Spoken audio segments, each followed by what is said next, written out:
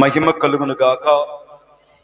కూడి వచ్చిన మీ అందరికి కూడా ప్రభువైన యేసుక్రీస్తు వారి యొక్క నామం పేట మీకు శుభాలు. దేవుడు మరి ఈ రీతిగా దేవుని సన్నిధిలో మనమందరం కూడా చేరి దేవుని యొక్క ఆశీర్వాదములను మనమందరం కూడా పొందుకోవటానికి దేవుడు ఈ రీతిగా మనకి సహాయం చేస్తున్న దేవుడు. ప్రతి శనివారం కూడా ఈ పరిశుద్ధాత్మ అభిషేకపు కూటాన్ని మనమందరం కూడా ఆయన సన్నిధికి రావడానికి దేవుడు సహాయం చేస్తున్నాడు.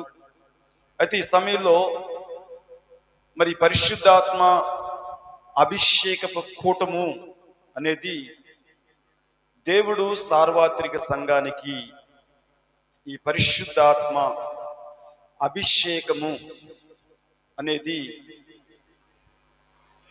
దేవుని లేఖనాల ద్వారా దేవుడు ఆయన ఈ లోకాన్ని ప్రేమించి ఈ లోకానికి శరీరధారిగా సశరీరుగా వచ్చిన దేవుడు ఆయనే ఈ లోకంలో ఉన్నప్పుడు దేవాదేవుడు ప్రభువైన యేసుక్రీస్తు వారు ఏం చెప్తున్నాడో సార్వత్రిక సంఘానికి ఏమి వాగ్దానం చేశాడో దయచేసి బైబిల్ గ్రంథంలో మనం చూడగలిగితే, ఈ పరిశుద్ధ గ్రంథంలో మనం చూడగలిగితే దేవుడు తన లేఖనాల ద్వారా మనందరితో కూడా మాట్లాడటానికి పరిశుద్ధాత్మ దేవుడు మన మధ్యలో సంచరిస్తున్న దేవుడు. దీనికి స్తోత్రం. హల్లెలూయా, హల్లెలూయా. దయచేసి మీకు కలిగి ఉన్న బైబిల్ గ్రంథంలో ఉన్న విషయాల్ని ఈ రాత్రి దేవుడు మనందరితో కూడా మాట్లాడటానికి చక్కగా ఆయన మనకు సహాయం చేస్తున్నాడు. ఓసారి మనము ఈ బైబిల్ గ్రంథంలో ఉన్న ఈ పరిశుద్ధ లేఖనాల్ని మనం ధ్యానిస్తుంటే ధ్యానించబడే విషయాల్లో ఈ సార్వత్రిక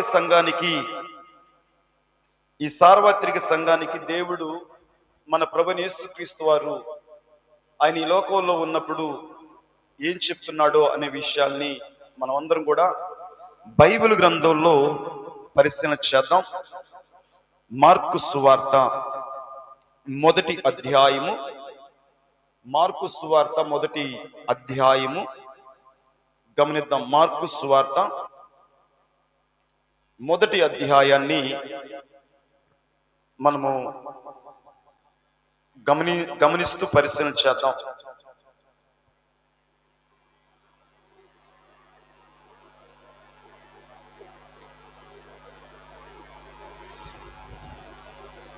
మొదటి అధ్యాయము 15వ వాక్యాన్ని చదువుదాం. కాలము సంపూర్ణమయున్నది, దేవుని రాజ్యము సమీపించి ఉన్నది. మారు మనసు పొంది సువార్తను నమ్ముడని చెప్పుచు దేవుని సువార్త ప్రకటించుచు గలిలయకు వచ్చెను. దీనికి స్తోత్రం. హల్లెలూయా. దేవుడు చదవబడిన ఈ వాక్య భాగాన్ని బట్టి మనందరితో కూడా పరిశుద్ధాత్మ దేవుడు మాట్లాడలాగుంది. స్తోత్రం చెల్లిదా. స్తోత్రం, స్తోత్రం, స్తోత్రం, స్తోత్రం, స్తోత్రం, స్తోత్రం, స్తోత్రం, స్తోత్రం, స్తోత్రం, స్తోత్రం, స్తోత్రం. హల్లెలూయా. ఈ మార్కు సువార్తను మనం చదువుతున్నప్పుడు ఈ మార్కు సువార్తికుడు రాయబడిన మాటను చూస్తుంటే యేసుక్రీస్తు వారు 40 దినాలు ఉపవాసము ఉన్నాడు అని బైబిల్లో మనం చూస్తున్నాం. బైబిల్ గ్రంథంలో దేవుడు మనకి తెలియపరుస్తున్నాడు. దేవాదేవుడు ప్రభువైన యేసుక్రీస్తు వారు 40 దినాలు ఉపవాసం ఉన్నాడు. 40 దినాలు ఉపవాసము ముగించబడిన తర్వాత ఆ 40 దినాలు ఉపవాసం ముగించబడిన తర్వాత యేసు ప్రభు వారు మొట్టమొదటిగా ఆయన 40 దినాలు ముగించిన తర్వాత ఆయన ఆ ఉపవాస ప్రార్థనంతా కూడా సంపూర్ణంగా ముగించబడిన తర్వాత ఆయన యేసుక్రీస్తు వారు ఇక ఆయన ఏం చెప్తున్నాడంటే, ఏం బోధిస్తున్నా అంటే, ఆ బోధించబడిన ఆయన మాట్లాడే మాటల్ని ఈ రీతిగా పరిశుద్ధాత్మ దేవుడు మార్కు సువార్తికుడు ద్వారా ఆయన మాట్లాడుతున్నాడు. కాలము సంపూర్ణమై ఉన్నది. ఏమైందంట? కాలము సంపూర్ణమై ఉంది. మారు మనసు పొంది స్వార్థను నమ్ముడని చెప్పుచు దేవుని స్వార్థ ప్రకటించుచు గలయ్యకు వచ్చును. మొట్టమొదటిగా యేసుక్రీస్తు వారు ఏం చెప్పాడు? ఏం బోధించాడు? కాలము సంపూర్ణమై ఉన్నది, దేవుని రాజ్యము సమీపించింది, మారు మనసు పొందండి అని ఈ రీతిగా దేవాదేవుడు ప్రభువైన యేసుక్రీస్తు వారు ఆయన 40 రోజులు ఉపవాసము ఉండి ఆ ఉపవాసం అంతా కూడా ముగించబడిన తర్వాత ఇక ఆయన సేవ, దేవుని రాజ్యము గురించి ఆయన మాట్లాడుతూ యేసుక్రీస్తు వారు ఏం మాట్లాడుతున్నారంటే, మొట్టమొదటిగా ఆ ప్రార్థనంతా ముగించుకున్న తర్వాత ఇక దేవుని రాజ్యము గురించి ఆయన మాట్లాడటం మనం చూస్తున్నాం. మొట్టమొదటిగా యేసుక్రీస్తు వారి యొక్క నోట వచ్చిన మాట ఏంటంటే, ఆయన సేవ ప్రారంభంలో ఆయన సేవ చేయటానికి ప్రార్థన ముగించుకొని ఆ ప్రార్థన అంతా అయిపోయిన తరువాత ఆయన నోట వచ్చిన మొట్టమొదటి మాట ఏంటంటే, దేవుని రాజ్యము సమీపించింది, లేక కాలము సంపూర్ణమై ఉంది అని ఈ రీతిగా యేసుక్రీస్తు వారు తన సేవ ప్రారంభ విధానంలో సువార్తను ప్రకటిస్తున్నాడు.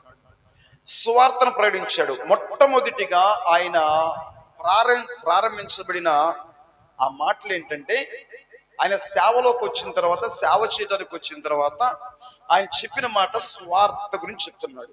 ఇలా చూస్తుంటే యేసుక్రీస్తు వారు ఆయన 33 సంవత్సరాలు ఆయన ఈ భూలోకంలో ఈ భూమండలంలో ఉన్నాడని మనం బైబిల్ గ్రంథంలో చూస్తున్నాం. ఇలాగా మొట్టమొదటిగా యేసుక్రీస్తు వారు సువార్తను ప్రకటించాడు, దేవుని రాజ్యం గురించి చెప్తున్నాడు, ప్రజలందరికీ కూడా కాలం సంపూర్ణమైంది, మీరు మారు మనసు పొందాలని చెప్పాడు. ఈయన యేసుక్రీస్తు వారు 33.5 సంవత్సరాలు ఈ లోకంలో జీవించిన తర్వాత ఆయన ఏం చేయబడ్డాడంటే, సిలువ వేయబడ్డాడు. సిలువ వేయబడిన యేసు ప్రభు వారు సమాధిలో పెట్టబడ్డాడు. సమాధిలో పెట్టబడ్డ యేసుక్రీస్తు వారు సమాధిని జయించి తిరిగి లేచాడు. మరణాన్ని జయించి తిరిగి లేచాడు. తిరిగి లేచిన యేసుక్రీస్తు వారు ఆయన ఈ భూమి మీద 40 రోజులు చనిపోయి తిరిగి లేచిన తర్వాత 40 రోజులు ఈ భూమి మీదనే ఉండాడంటండి. ఈ భూమి మీదనే ఉండిన యేసు ప్రభు వారు తన రాజ్యం గురించి, దేవుని రాజ్యం గురించి మొట్టమొదటిగా యేసుక్రీస్తు వారు 40 రోజులు ఉపవాసం ఉండి ఆ ఉపవాసం అంతా ముగించుకున్న తర్వాత ఏమైతే బోధించాడో అదే మాటలు మళ్ళా ఆయన శ్రమపడి తిరిగి లేచిన తర్వాత కూడా 40 రోజులు భూమి మీద ఉండి ఆయన రాజ్యము గురించి తన శిష్యులతో మాట్లాడుతున్నాడంట. ఏం మాట్లాడుతున్నాడు? 40 రోజులు భూమి మీద, 40 రోజులు యేసుక్రీస్తు వారు చనిపోయి తిరిగి లేచిన తర్వాత ఆయన చేసిన పనులేంటి, ఏం మాట్లాడుతున్నాడు అని మనం గనక దేవుని వాక్యాన్ని గనక చదవగలిగితే, దేవుని వాక్యాన్ని గనక మనం ధ్యానించగలిగితే ఆయన దేవుని రాజ్యం గురించి తన శిష్యులతో చెప్తున్నాడంటండి. దేవుని రాజ్యం గురించి చెప్తున్నాడు. ఇలా చెప్తూ ఆయన తిరిగి లేచిన తర్వాత యేసుక్రీస్తు వారు ఏం చెప్తున్నాడో ఓసారి చూద్దాం. చూడండి, లూకా సువార్త 24వ అధ్యాయం. లూకా సువార్త 24వ అధ్యాయము.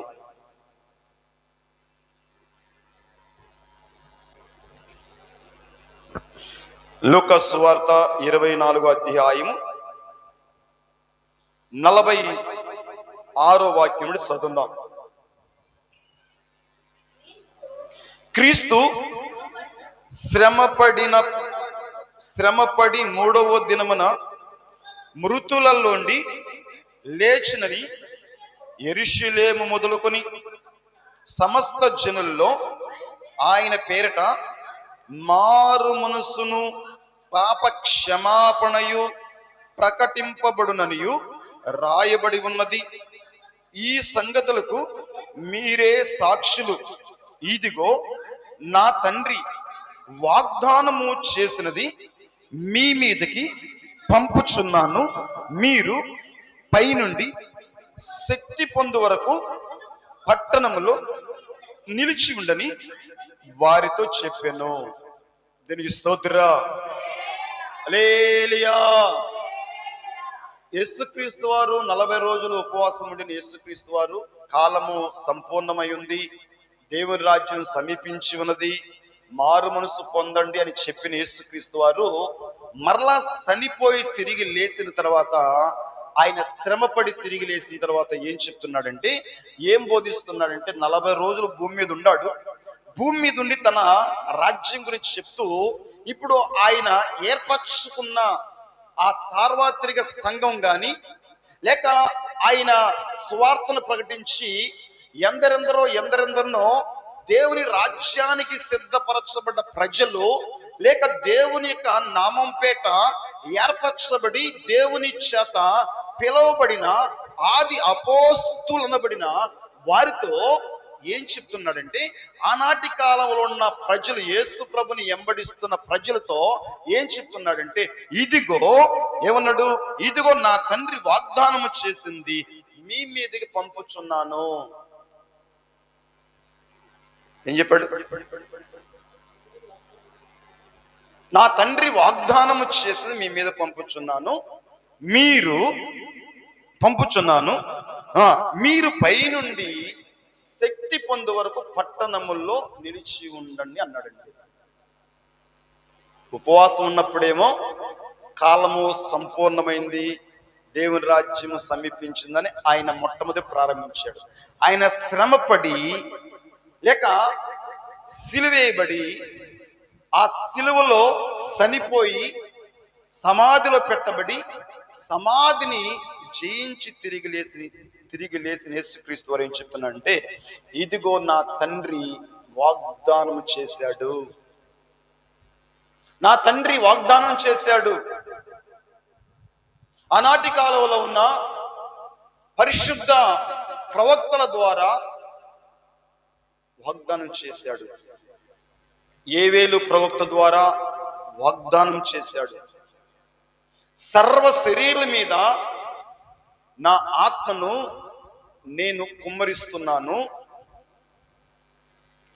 వృద్ధులు కలల కందురు, యవ్వనులు దర్శనములు చూచెదరు అని యోవేలు ప్రవక్త ఏదైతే ప్రవచించాడో ఆ ప్రవచన నెరవేర్పును ఇదిగో నేను నెరవేర్చబోతున్నాను గనక, నేను ఆ వాగ్దానాన్ని, ఆ ఆత్మను, పరిశుద్ధాత్ముని మీ మీదకి పంపుచున్నాను. మీరు యెరూషలేములో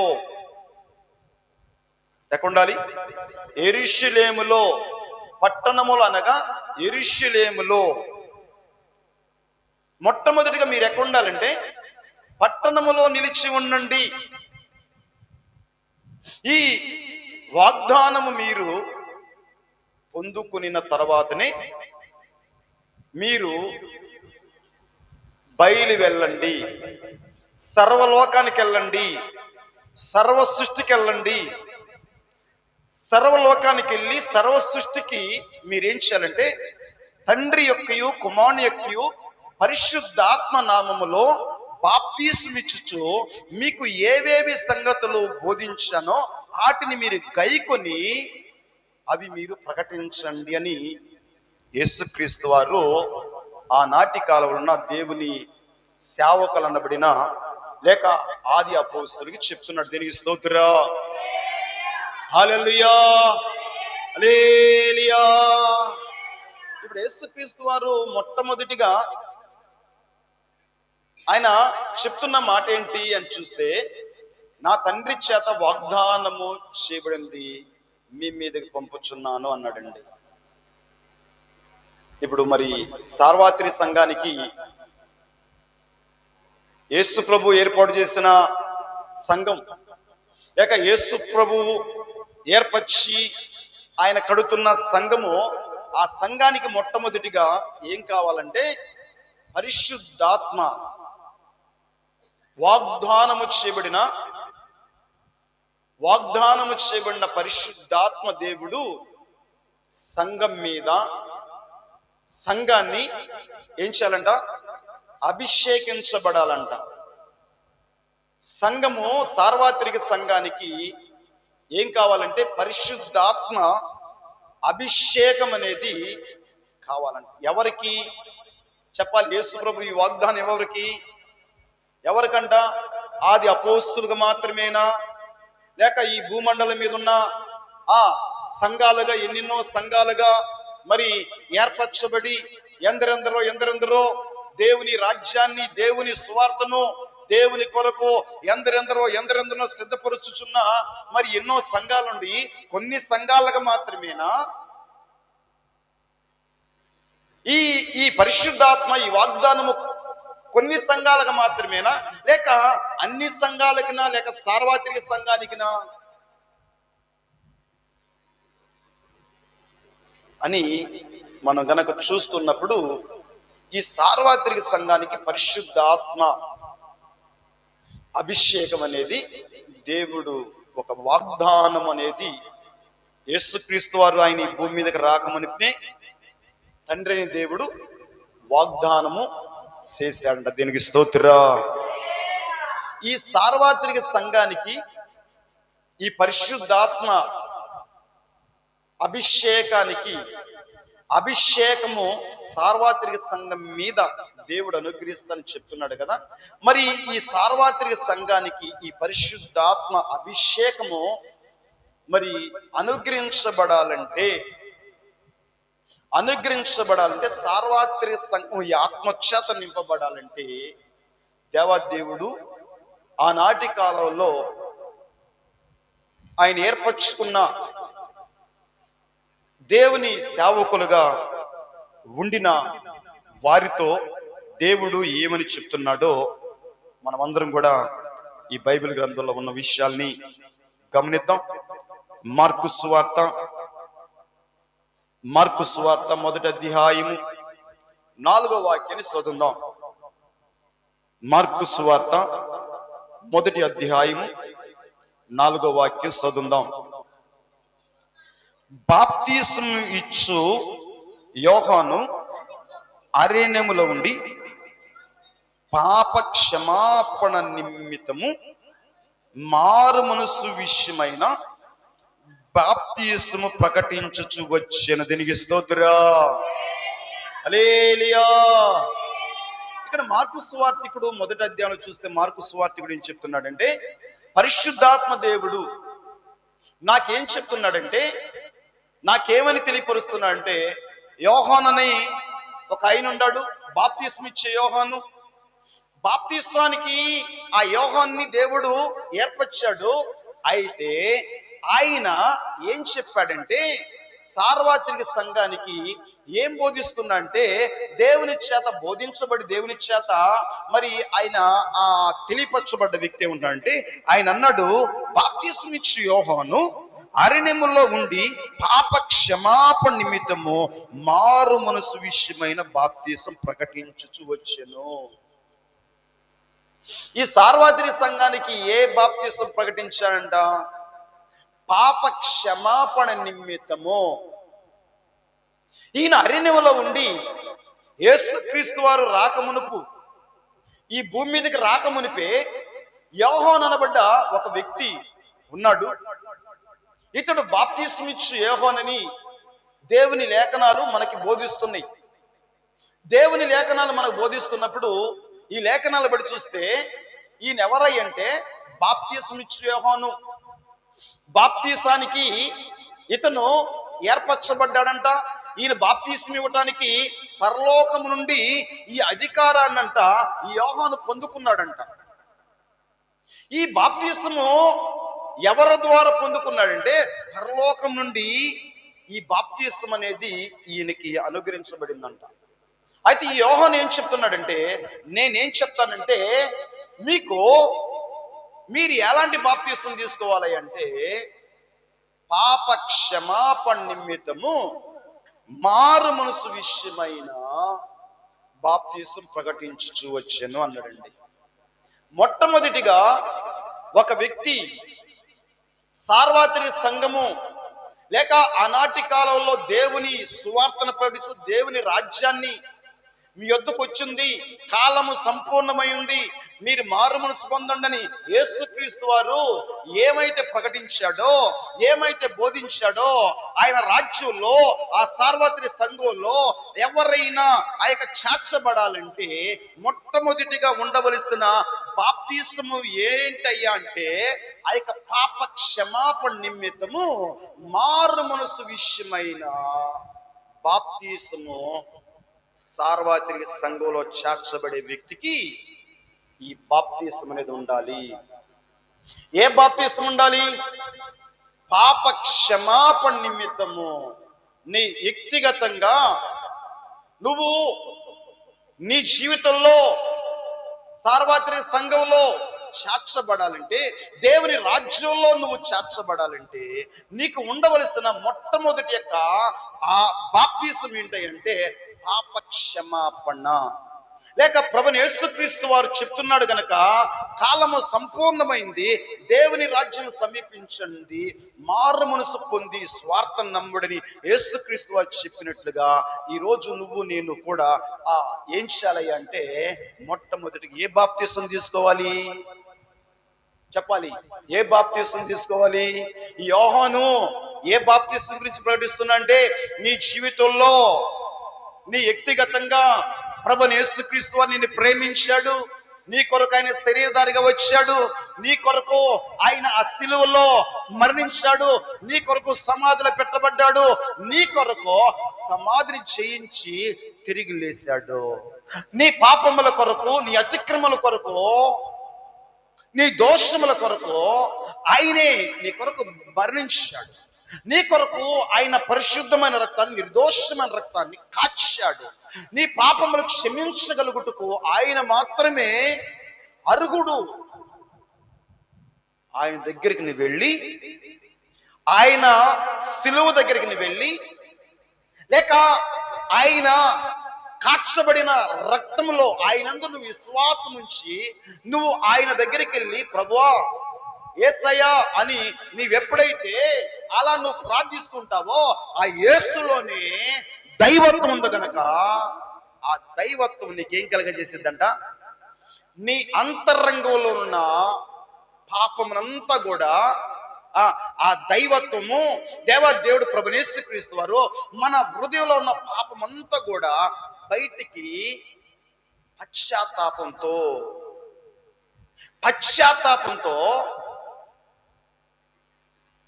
ఆ దేవదేవుడు నీకు ఆ పశ్చాత్తాపాన్ని పుట్టిస్తాడంట. ఆ పశ్చాత్తాపాన్ని నీకు కలిగిస్తాడంట.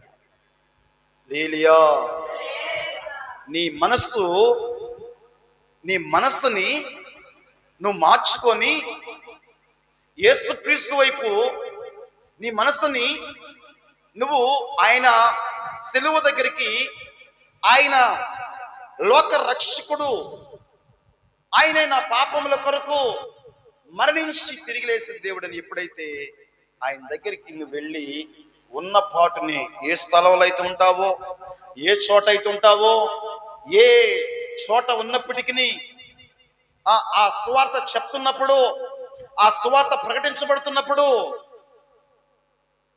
నువ్వు విశ్వసించగలిగితే, నువ్వు నమ్మగలిగితే, నీకు దేవాదేవుడు ఏం చేస్తా అంటే పాప క్షమాపణ నిమిత్తము నీ వ్యక్తిగతంగా నీలో ఆ బాప్తిసాన్ని కలగజేస్తాడంట. అదే నేను చెప్తున్నాను. నేను చెప్తున్న బాప్తిసం ఏంటంటే అక్కడ ప్రజలకి నేను చెప్తున్న బాప్తిసం పాప క్షమాపణ నిమిత్తం మారు మనసు విషయమైన బాప్తిసము మీకుండాలి. ఎవరో నిన్ను బాప్తిసం తీసుకో, ఎవరో నీకు నీ జీవితంలో అట్టి మారు మనసు లేకుండా, యేసు ప్రభు మీద అలాంటి విశ్వాసం లేకుండా ఎవరో బాప్తీసాలు తీసుకుంటున్నారు, బాప్తీసాలకి సిద్ధపడ్డారు, నువ్వు కూడా వాళ్ళతో పాటు మరి బాప్తీసం తీసుకో, నీకు కూడా ఇదే అనుకూల సమయమో అని మారు మనసు లేకుండా, పాప క్షమాపణ లేకుండా, యేసుక్రీస్తు వారి యొక్క ఆయన చరణమన్న పునరుద్ధానాల మీద నీకు ఎలాంటి అవగాహన లేకుండా, ఎలాంటి విశ్వాసం లేకుండా, ఏదో యేసు ప్రభు నీకేదో మరి ఆయన దగ్గరకు వచ్చి ఏదో ఒక మేలు చేశాడనో, ఏదో నీ కడుపు నిప్పు, నీ కాలు నిప్పి, నీ తల నిప్పి తగ్గించాడు, ఏదో ఒక దురాత్మతో నీ పీడించబడుతున్న నీవు అదేదో విడుదలిచ్చాడని చెప్పి ఆయన మీద పరిపూర్ణమైన అవగాహన లేకుండా నువ్వు అలాంటి ఎవరో నిన్ను ప్రేరేపించబడి అలాంటి బాప్తీసం నువ్వు తీసుకున్నప్పుడు అది ఎన్నటికి కూడా బాప్తీసంగా పరిగణించబడదంట. నిజమైన బాప్తీసము నీకు నువ్వు చెప్పాలి, నీ పాపాలు ఒప్పుకోవాలి, నీ అతిక్రమాలు ఒప్పుకొని నీవు మారు మనసు పొందాలని నేను ఆనాటి కాలంలో అరణ్యములో నేను ప్రకటిస్తూ ఉన్నానని యోహాను చెప్తున్నాడు. బాప్తిసం ఇచ్చే యోహాను. అయితే ఇక్కడ మళ్ళా అంటాడు, 8వ వాక్యం అంటాడు, ఏమంటాడు చదువుదాం. 8వ వాక్యం ఏమంటున్నాడు చదువుదాం. నేను నీళ్ళల్లో మీకు బాప్తిసం ఇచ్చిత గాని ఆయన పరిశుద్ధాత్మలోను మీకు బాప్తిసం ఇచ్చినని చెప్పి ప్రకటించుచు వచ్చెను. దేనికి స్తోత్రం, హల్లెలూయా. ఈ యోహాను ఏ బాప్తిసం గురించి చెప్తున్నాడు? మూడింతల బాప్తిసము. ఈ సార్వత్రిక సంఘానికి లేక ఒక విశ్వాసికి ఈ 3 అనుభవాలు, ఈ మూడింతల బాప్తిసం అనేది కావాలి. నువ్వు ఎప్పుడైతే పశ్చాత్తాపడి మారు మనసు నిమిత్తము, పాప క్షమాపణ నిమిత్తము మారు మనసు విషయమైన బాప్తిసం ఎప్పుడైతే నీలో ఉంటుందో అప్పుడు ఏం జరిగింది తెలుసా? దాని పక్కనే యోర్దాను నది ఉంటది. గట్టిగా సపల కొడతా ప్రైజ్లా. హల్లెలూయా, హల్లెలూయా. శబ్దం తిరిగి స్తోత్రా.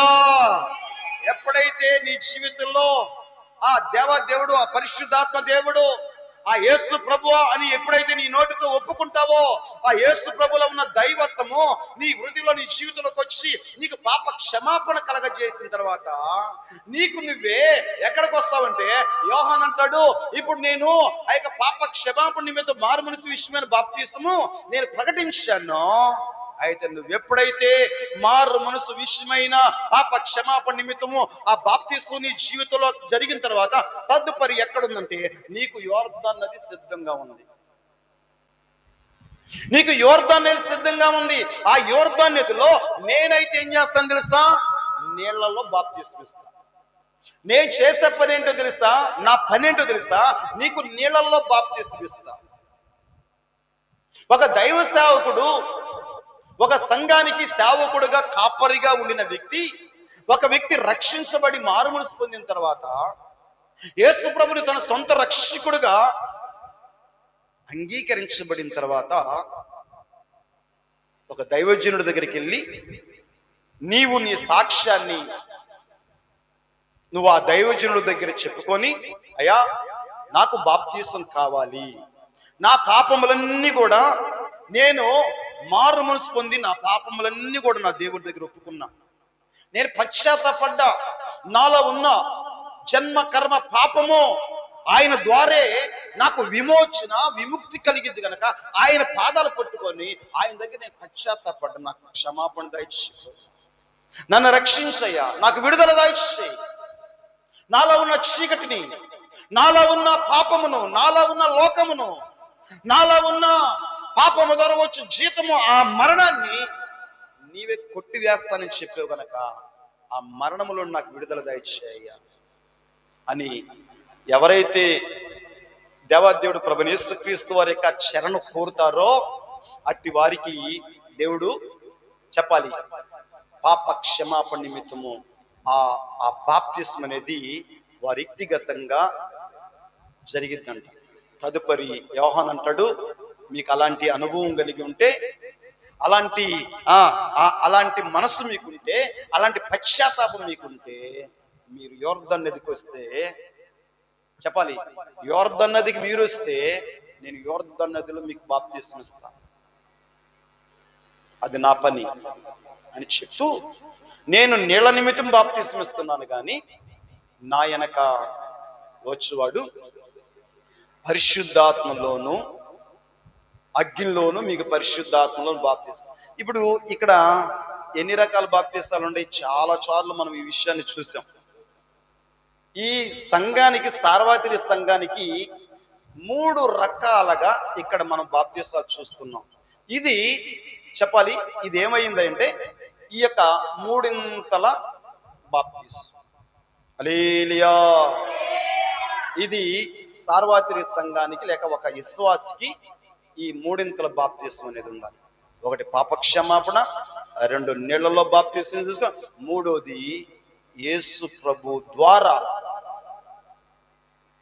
3వది అంటే యేసు ప్రభు ద్వారా బాప్తిస్మ. యేసు ప్రభు వారు ఏ బాప్తిస్మ ఇస్తాడయ్యా అంటే పరిశుద్ధాత్మలో బాప్తిస్మ ఇస్తాడు. పరిశుద్ధాత్మలో ఆయన బాప్తిస్మ ఇస్తాడు. చాలా మంది మారుమనసు పొందాము, నేను బాప్తిస్మ తీసుకున్నాను నీళ్లలో పలాని పాస్టర్ దగ్గర, పలాని సేవకుడి దగ్గర, చాలా గొప్ప దైవ సేవకుడైనా, చాలా స్వస్థత వరాలు కలిగిన వాడు, చాలా ఎన్నో కార్యాలు చేయగలిగేవాడు, చాలా ఒక పునీతుడు, చాలా గొప్పవాడు అని చెప్పి అక్కడ మేము తీసుకున్నామని కొంతమంది చెప్తూ ఉంటారు. మంచిదే, హల్లెలూయా. ఎవరైనా కూడా దేవుడు ఏర్పాటు చేసిన కార్యక్రమం ఏంటంటే నీళ్లలో బాప్తిస్మ తీసుకోవాలంటే తనంతటి ఎవరు కూడా తీసుకోరు. ఏదో ఒక కాపరి, సంఘానికి కాపరి దైవజనుడు ఉన్నాడు గనక ఆ దైవజనుడు ద్వారా నీళ్లలోనూ బాప్తిస్మ తీసుకుంటావు, కానీ పరిశుద్ధాత్మలో బాప్తిస్మ తీసుకోవాలంటే చెప్పాలి మన ప్రభువైన యేసుక్రీస్తు వారు వస్తాడు. ఆయన వస్తాడు. నువ్వు బాప్తిస్మ తీసుకోగానే యోర్దాను నదిలోకి వెళ్ళి నువ్వు బాప్తిస్మ ఆ యొక్క బాప్తిస్మ తీసుకోగానే, నీళ్లలో నువ్వు బాప్తిస్మ తీసుకోగానే ఆయన వచ్చి ఏం చేస్తాడు? నువ్వు ప్రార్థన చేస్తుంటే ఆ పరిశుద్ధాత్మ ఆ అభిషేకం కొరకు నువ్వు ప్రార్థన చేస్తుంటే, దేవుడు చెప్పాడు కదా, ప్రభువైన యేసుక్రీస్తు వారు ఆయన మాట్లాడాడు కదా, ఆయన శ్రమపడి తిరిగి లేచిన తర్వాత ఇదిగో నా తండ్రి చేత వాగ్దానము చేయబడింది, మీ మీదకి పంపుచున్నాను. గట్టిగా సఫలమైన ప్రజల హల్లెలూయా, హల్లెలూయా. మీ మీదకి పంపుచున్నాను కనుక మీరు శక్తి పొందు వరకు పట్టణం. ఎవరంట? ఎవరు పంపిస్తారు? పరిశుద్ధాత్మని. పరిశుద్ధాత్మ అభిషేకము సార్వత్రిక సంఘానికి, ఒక విశ్వాసికి. చాలా మంది మారుమనసు పొంది బాప్తిస్మాలు తీసుకున్నారు, కానీ యేసుక్రీస్తు ద్వారా నువ్వు బాప్తిస్మ తీసుకున్నా, పరిశుద్ధాత్మలో బాప్తిస్మ తీసుకున్నావా అని ఎవరినైనా అడగలిగితే, నేను యేసుక్రీస్తు ద్వారా బాప్తిస్మ తీసుకున్నాను ఎవరైనా చెప్పగలుగుతామా? లేదండి, పెద్ద దైవజనుడు అండి, సంఘం కూడా చాలా పెద్దదండి, చాలా మంది ప్రజలు వస్తారండి, అక్కడ ఒక మీటింగ్ పెట్టారండి, ఆ మీటింగ్ నేను వెళ్ళాను, ఆ మీటింగ్ లో నేను వెళ్ళి బాప్తిస్మ తీసుకున్నా అని మనం ఇలా చెప్తాం. కానీ అయ్యా నేను పరిశుద్ధాత్మలో బాప్తిస్మ తీసుకున్నాను, ఆ పరిశుద్ధాత్మలో మరి ప్రభువైన యేసుక్రీస్తు వారు నాకు ఇచ్చాడయ్యా, ఆ పరిశుద్ధాత్మ ఈ 3 బాప్తిస్మ అనుభవం నా జీవితంలో నేను కలిగి ఉన్నాను, నేను క్రైస్తవుడిని అని చెప్పి మనం ఎవరైనా చూస్తామా? ఎవరమైనా ఆ రీతిగా భావిస్తామా? ఎవరమైనా అలాంటి ఆలోచన కలిగి, అలాంటి విశ్వాసం కలిగి, అలాంటి నడిపింపు కలిగి, అలాంటి భక్తి కలిగి మనం జీవిస్తామా? ఇవన్నీ ఏం తెలియదు మనకి, ఇవన్నీ ఏం తెలియదు. ఎవరు ఏం చెప్పి నమ్మేస్తారు. హల్లెలూయా, చెప్పు దేని స్తోత్రా. ఈ సార్వత్రిక సంఘానికి ఈ మూడింతల చెప్పాలి బాప్తిస్మం. ఇక్కడైనా ఈ సార్వత్రిక సంఘానికైనా దేవుడు ఈ మూడింతల బాప్తిస్మం ఏర్పాటు చేసింది. ఇజ్రాయేలీలకు కూడా,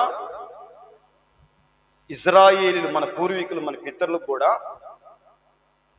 దేవుడు ఏం చేశాడంటే, ఇజ్రాయేలీలు 12 గోత్రాల వారు, దేవుని ప్రజలు, ఆ దేవుని ప్రజలకి దేవుడు ఒక ధర్మశాస్త్రం ఇచ్చాడు. నీతియుక్తమైన ఆ విధులను, ఆ కట్టడలను, మేలుకరమైన ఆ శాసనాల్ని ఇజ్రాయేలుకి దేవుడు ఇచ్చాడు. దేవుని స్తోత్రం. హల్లెలూయా. దేవుడు మోషే ద్వారా వాళ్ళకి ఇచ్చాడు. ఈ ఇజ్రాయేల్ ప్రజలు ఏడుంటున్నారు? వారు ఉండే స్థలం ఏంటంటే, వారికి దేవుడు ఏ ప్రాంతం ఇచ్చాడంటే పాలస్తీనా దేశం ఇచ్చాడు. పాలస్తీనా దేశంలో వారు నివసిస్తారు. ఆ దేశంలో ఎవరైనా ఆ దేశంలో ఎవరైనా ఒక కుష్టి రోగంతో ఉన్న వ్యక్తులు ఎవరైనా ఉండారనుకోండి, కుష్టి వ్యాధితో ఎవరైనా ఉండారనుకోండి, ఆ కుష్టి వ్యాధితో ఉన్న వ్యక్తి ఎక్కడుండాలి? ఆ ప్రాంతంలో ఉండకూడదు, ఆ సమూహంలో ఉండకూడదు. వారికి దూరంగా ఉండాలి. వారు ఎడారిలో ఉండాలి, ప్రజలకు దూరంగా ఉండాలి. ఎందుకంటే అదొక ఒక వైరస్ లాంటిది. మనిషిని ఆ కుష్టి రోగం అనేది లోపల మనిషిని తినేస్తూ ఉంటది అన్నమాట. ఆ కుష్టి వ్యాధి, కుష్టి రోగం మనిషి యొక్క శరీరాన్ని, మాంసాన్ని తిని ఆ మనిషికి ఆ కుష్టి వ్యాధి వస్తే ఆ మనిషిలో పుళ్ళు, రక్తము, అలాంటి వ్యాధి అది. కుష్టి వ్యాధి ఏ వ్యాధి అంటే మనిషిని తినేసే వ్యాధి. లోపల తినేస్తూ ఉంటది. అది ఒక వ్యాధి. ఆ వ్యాధి కలిగిన వ్యక్తులు ఊరికి దూరం ఉంది. అది ఆత్మీయంగా మనం గమనిస్తే అది ఏమైంది అంటే, అదొక పాపానికి సాదృశ్యంగా ఉన్నది. ఈ కుష్టి వ్యాధి అనేది పాపానికి సాదృశ్యంగా ఉన్నది. ఆ పాపము ఒక మనిషిలో ఉన్నప్పుడు ఆ పాపం మనిషిని ఏం చేస్తూ ఉంటదంటే తినేస్తూ ఉంటది, చంపేస్తూ ఉంటది మనిషిని. లోపల తినేస్తూ ఉంటది. పాపం మనిషిని చంపేస్తూ ఉంటది. పాపము ద్వారా వచ్చే జీతం మరణం గనక మనిషిని పాపం ఏం చేసిద్దంట? చంపేసిద్దంట. పాపము మనిషిని ప్రాణం తీసేసిద్ది. లోపల ఆ పాపము, ఈ కుష్టి వ్యాధి మనిషిని ఎలా తినేసిద్దో, ఆ మాంసాన్ని, ఆ శరీరాన్ని ఈ పాపం కూడా మనిషిని అలా తినేస్తూ ఉంటదంట. అయితే ఆనాటి కాలంలో ఉన్న ఇజ్రాయేల్ ప్రజలు, ఆ పాలస్తీనాల ప్రాంతంలో ఉన్న ప్రజలు ఆ వ్యక్తి నుంచి ఒక అంటువ్యాధితో ఉండేదని, ఆ వ్యక్తిని ఊరికి దూరాన ఆ కుష్టి వ్యాధి కలిగిన వీళ్ళని అలా పెట్టేసినప్పుడు అక్కడ ధర్మశాస్త్రానుసారంగా, దేవుడు మోషేకి ఇవ్వబడ్డ ధర్మశాస్త్రానుసారంగా ఏం జరిగిద్దంటే, ఒక కుష్టి వ్యాధి కలిగిన వ్యక్తి, అతను కుష్టి వ్యాధి వచ్చింది, అది తన యొక్క శరీరం మీద మచ్చలతోనూ లేకపోతే ఆ యొక్క కురుపులతోనూ, మరి ఒక అక్కడ ఆ ధర్మశాస్త్ర అక్కడ యాజకుడు మరి వారు కనుగొని అతను కుష్టి వ్యాధి వచ్చింది అని కనుగొన్న తర్వాత ఒక యాజకుడు ఏం చేయాలి చెప్పాలి? నా వైపు చూడదు, నీ స్తోత్రం. ఒక యాజకుడు ఏం చేయాలంటే కుష్టి వ్యాధి వచ్చిందని నిర్ధారణ చేసిన తర్వాత అతనికి ఏం చెప్తారంటే, ఏం చేస్తారంటే అతనికి కొన్ని యాజకుడు కొన్ని ఆ కుష్టి వ్యాధిని బట్టి అట్నేమంటారంటే ఒక ఒక పావురమో లేకపోతే ఒక తన యొక్క పాపాల నిమిత్తము లేక గొర్రెనో మేకనో లేక పావురాలనో మరి లేకపోతే కొన్ని జీవులను కొన్ని వస్తువుల్ని తీసుకొని రావాలి.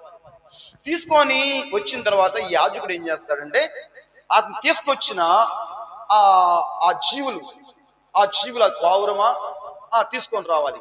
ఒక 2 పావురాలు తీసుకొని రావాలి. ఒక పావురమునేమో ఏం చేయాలి, సంపాలి, ఒక పావురాన్ని విడిచిపెట్టాలి. ఇది ధర్మశాస్త్రంలో ఇలా ఉంది. ఇదంతా మనం చెప్పుకుంటామంటే ఇక్కడ ఉండిపోతాయి రాత్రి. లేలియా, ఎందుకంటే తెలియాలి గనక. ఈ సార్వత్రిక సంఘానికి ఈ 3 బాప్తిస్మం అనేది మరి దేవుడు మార్కు సువార్తికుడు ద్వారా చెప్తున్నాడు కనుక ఇది ఈ సార్వత్రిక సంఘానికి మాత్రమే కాకుండా యేసుక్రీస్తు వారు రాకమునుపు ధర్మశాస్త్రాన్ని ఫాలో అవుతున్న ఆ యొక్క ఈదులు ఇస్రాయేలు ప్రజలకి అలాంటి చెప్పాలి. అలాంటి వ్యాధి కలిగిన వ్యక్తిని ఇచ్చాలి, తలపైకెత్తండి. అలాంటి వ్యాధి కలిగిన వ్యక్తిని ఇచ్చాలి, రక్తాభిషేకం చేయాలి. ఏమంటారు దాన్ని, ఆ పావురము రక్తాన్ని, దాన్ని ప్రాణం తీసి దాని రక్తాన్ని అతని మీద ప్రోక్షించాలి, లేక ఆ రక్తం తీసుకొని అభిషేకించాలి. తర్వాత ఏం చేయాలి, నీళ్ళల్లో కడగాలి. తర్వాత ఏం చేయాలి, నూనె తీసుకొని అతని యొక్క బాడీకి తన యొక్క దేహానికి పూయాలి. ఇది లేవి కాండము 14, 13 అధ్యాయంలో రాసి ఉంటాయి. ఇవన్నీ కూడా మనం చదివితే ఇప్పుడు టైం లేదు. అయితే ఇదంతా కూడా ఇలా దేవుడు ధర్మశాస్త్రానుసారంగా అన్నట్టుగా ఉంటాయి. ఇప్పుడు ఇతను కూడా ఈ కుష్టి వ్యాధి కలిగిన వ్యక్తికి ఏం జరిగింది, ఈ మూడింతల అభిషేకం అతను తన జీవితంలో ఉందా? ఈ కుష్టి వ్యాధి కలిగిన వ్యక్తికి ఈ 3 అభిషేకము అనేది మనకి మరి పాత నిబంధనలో ఇశ్రాయేలు ప్రజలు ధర్మశాస్త్రాన్ని ఫాలో అవుతున్న ఆ ప్రజలకి దేవుడు నియమించబడ్డ మరి ఆ యొక్క కుష్టి వ్యాధితో ఉన్న వ్యక్తికి ఈ 3 అనుభవాలు అభిషేకాలు తనకు కలిగి ఉండాలి అని ధర్మశాస్త్రం. అలాగనే కుష్టి వ్యాధి యొక్క అభిషేకము, తర్వాత యాజకుడి యొక్క అభిషేకం అన్నమాట. యాజకుడిని దేవుని ప్రత్యక్ష గుడారం దగ్గర ఒక యాజకత్వం చేస్తున్న వ్యక్తికి కూడా ఏం కావాలి, అభిషేకం కావాలి.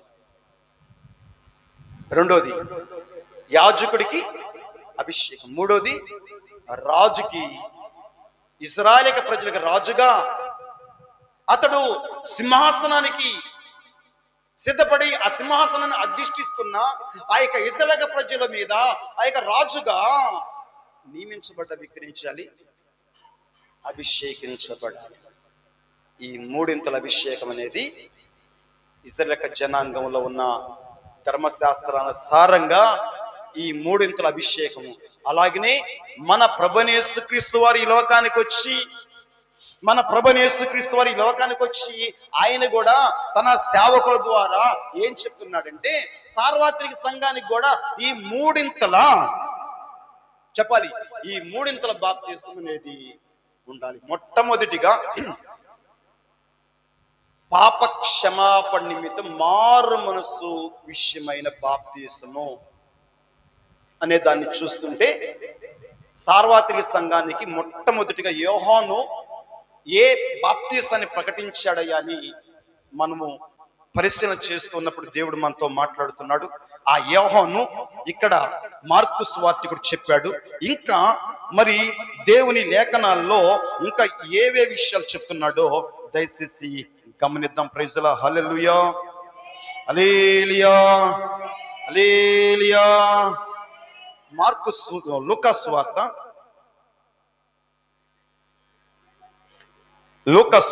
3వ అధ్యాయం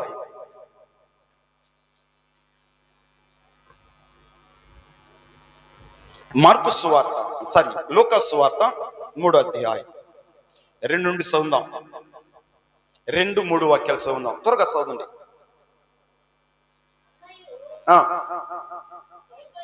కైపాయు ప్రధాన యాజకులుగాను ఉన్న కాలంన అరణ్యములోనున్న జక్కరయ్య కుమారుడైన యోహాను యొద్దకు దేవుని వాక్యం వచ్చును. అంతటా అతడు వచ్చి పాప క్షమాపణ నిమిత్తము మారు మనసు విషయమైన బాప్తీసం పొందవలని యోర్దాను నది ప్రదేశమంతటా ప్రకటించుచు ఉండెను. దీనికి స్తోత్రం. హల్లెలూయా, హల్లెలూయా. ఇక్కడ మనము ఈ లేఖనాల్ని, ఈ బైబిల్ గ్రంథంలో, పరిశుద్ధ గ్రంథంలో ఉన్న విషయాల్ని సార్వత్రిక సంఘానికి దేవాదేవుడు ఏం చెప్తున్నా అంటే, ఈ మూడింతల బాప్తిస్మం అనేది, లేక ఒక విశ్వాస జీవితంలో ఈ మూడింతల బాప్తిస్మం అనుభవం కావాలి అనే దాని మీద దేవుడు చెప్తున్నాడు కనుక, చెప్తున్న ఆ దేవాదేవుడు యోహాను ఏ బాప్తిస్మాన్ని గురించి ప్రకటించాడంటే, ఆయన అంటున్నాడు, మారు మనసు పొంది పాప క్షమాపణ నిమిత్తము బాప్తిస్మం ప్రకటించాడు. ఈయన ఏ కాలంలో ప్రకటించాడు, ఏ సమయంలో ప్రకటించాడు అంటే, ఇక్కడ లూకా సువార్తికుడు చెప్తున్నాడు 2లో, అన్నయ్య కైప ప్రధాన యాజకులుగా ఉన్న కాలమున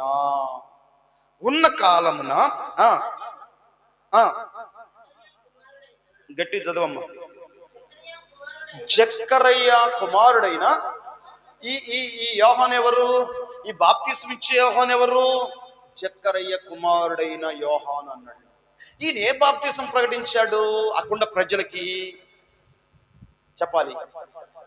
మొట్టమొదటిగా ఈ మూడింతల బాప్తిస్మం అనే దానికి మొట్టమొదటిగా అక్కడ ప్రజలకి ఏం చెప్పాడంటే, మీ జీవితాల్లో, మీ హృదయాల్లో పశ్చాత్తాపము, చెప్పాలి, పశ్చాత్తాపపడాలి, మీ పాపములను దేవుని దగ్గర ఒప్పుకోవాలి.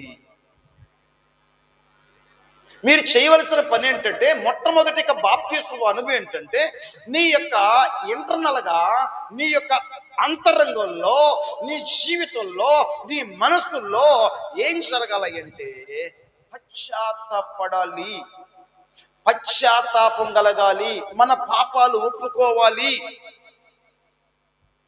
యోహాను చెప్తున్నాడు, మన పాపములను మనం ఒప్పుకోవాలి. బాప్తిస్మం తీసుకునే నీవు, నీళ్ళల్లోకి వెళ్ళి బాప్తిస్మం తీసుకునే నీవు, యోర్దాను నదిలోకి వెళ్ళి బాప్తిస్మం తీసుకున్న నీవు, నీ జీవితంలో ఏం జరగాలంటే పశ్చాత్తాపం ఉండాలి. ఇశ్రాయేలు ప్రజలారా,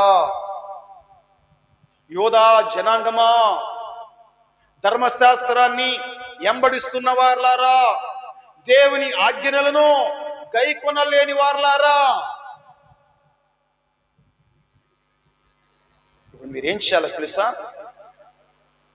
మీ జీవితంలో ఈ పశ్చాత్తాపం అనేది ఉండాలి.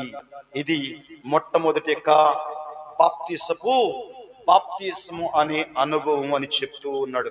ఎవరు చెప్పాడు? అక్కడ ఏ కాలంలో చెప్పాడు? కైప అన్నయ్య కైప కాలంలో ఆయన జక్కరయ్య కుమారుడు యోహాను చెప్పాడంటండి.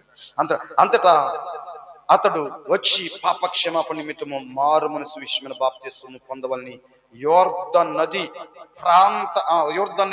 ప్రదేశం అంతటా ప్రకటించాడు. యోర్దాను నది ప్రదేశం అంతా కూడా ప్రకటించాడు. దీని స్తోత్రం. హల్లెలూయా, చెప్పాలి. దీని స్తోత్రం. యోర్దాను నది ప్రదేశం అంతా కూడా ఆయన ప్రకటిస్తూ యోహాను అలాంటి బాప్తిస్మం గురించి చెప్పాడంట. ఇలా చూస్తున్నప్పుడు అపోస్తుల కార్యంలో కూడా కొన్ని మాటల్ని మరి పరిశుద్ధాత్మ దేవుడు ఏం చెప్తున్నాడు చూద్దాం. అపోస్తుల కార్యములు 13వ అధ్యాయము, అపోస్తుల కార్యములు 13వ అధ్యాయము 24వ వాక్యం చదువుదాం. 24. అపోస్తుల కార్యములు 13:24. ఆయన రాకముందు యోహాను ఇశ్రాయేలీల ప్రజలందరికీ మారు మనసు విషయమైన బాప్తిసము ప్రకటించెను. దీనికి స్తోత్ర. హల్లెలూయా. యేసుక్రీస్తు వారు ఆయన మొట్టమొదటిగా 40 రోజులు 40 దినాలు ఉపవాసం ఉండి ఆయన కాలము సంపూర్ణమై ఉన్నది, దేవుని రాజ్యము సమీపించి ఉన్నది, మారు మనసు పొందండి అని చెప్పాడు. అదే మొట్టమొదటిగా ఆయన సువార్తను ప్రకటిస్తున్నాడు, ఆయన రాజ్యం కట్టాలని. ఆయన 33 సంవత్సరాలు జీవించి శ్రమపడి తిరిగి లేచిన తర్వాత అక్కడ ప్రజలకు చెప్తున్నాడు. మొట్టమొదటిగా ఏం చెప్తున్నాడు? నా తండ్రి వాగ్దానము చేయబడింది, మీ మీద పంపుచున్నా అని చెప్పాడు కదా, చెప్పాడండి. అయితే ఇక్కడ యోహాను మొట్టమొదటిగా ఆ బాప్తిసపు అనుభవం ఎవరో చెప్పాడంటే ఇశ్రాయేలు. ఆ యోదయ చెప్పాలి, యోర్దాను ఆ ప్రాంతం అంతటను ఎవరుండారు? ఇశ్రాయేలీల ప్రజలు ఉంటారంట.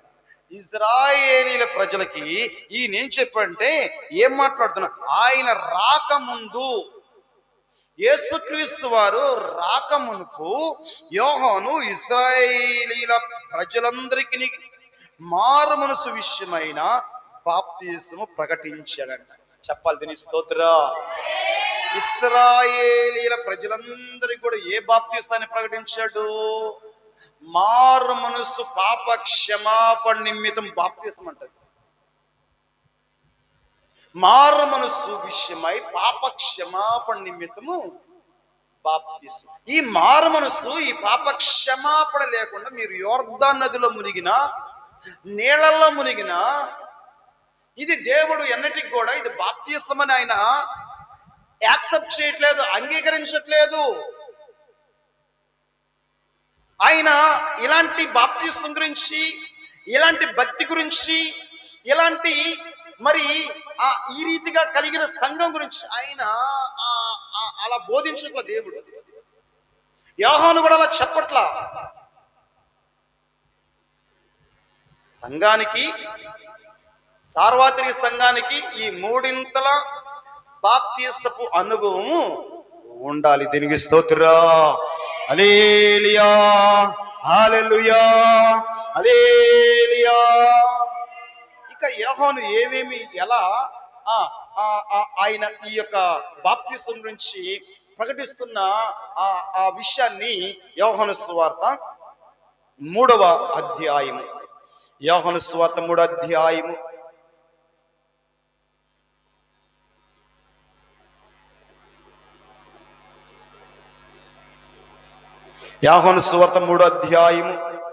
22వ వాక్యం చదవండి. అటు తర్వాత యేసు తన శిష్యులతో కూడా యోదయ దేశమునకు వచ్చి అక్కడ వారితో కాలము గడుపుచు బాప్తిసము ఇచ్చుచు ఉండెను. దేనికి స్తోత్ర.